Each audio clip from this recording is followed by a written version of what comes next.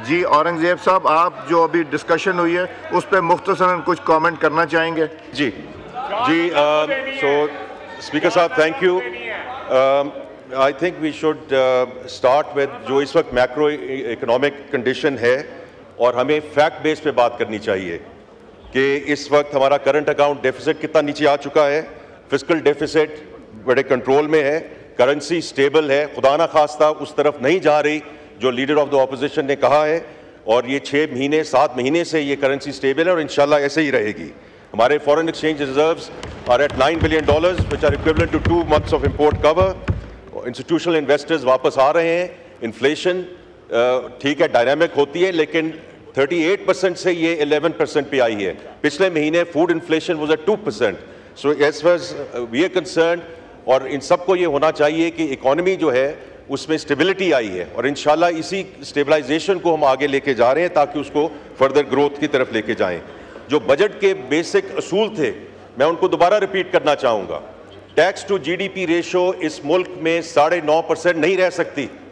हम मुतहम्मल नहीं हो सकते। हमें जो रिलीफ की बात करते हैं, सस्टेनेबिलिटी की बात करते हैं, ये अगले 3 साल में हमने इसको 13% की तरफ लेकर जाना है। और कैसे लेके जाना है? पहले जो हमने खुद एडमिट की हैं, जो लीकेजेस हैं, जो करप्शन है और जो इसमें थेफ्ट है अक्रॉस सेक्टर्स, उन्हें उसको ठीक करना है बाय इंक्लूडिंग रीस्ट्रक्चरिंग FBR, और उसको डिजिटलाइजेशन की तरफ लेके जाना है। इसी तरह हम बाकी सेक्टर्स को, whether is the retail distributors और वेदर द रियल एस्टेट, उसमें हम जो है नेट को एक्सपेंड कर रहे हैं।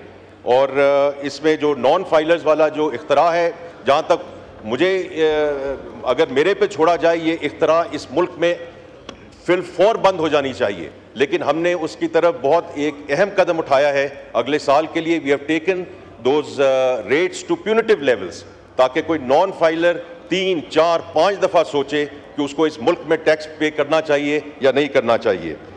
उसके अलावा जी, हमने जो डेवलपमेंट उसमें बजट रखा है वो ऐवान के सामने रख दिया गया है। जो वल्नरेबल सेगमेंट्स हैं, उसमें मिनिमम वेज की बात हुई है, उसमें यूटिलिटी स्टोर्स की बात हुई है, और हम उसको आगे लेकर जा रहे हैं। इसी तरह जो प्राइवेटाइजेशन की बात की जा रही है, ये 2 से 3 साल का मंसूबा है, and it's going to take इंशाल्लाह it's going to be executed.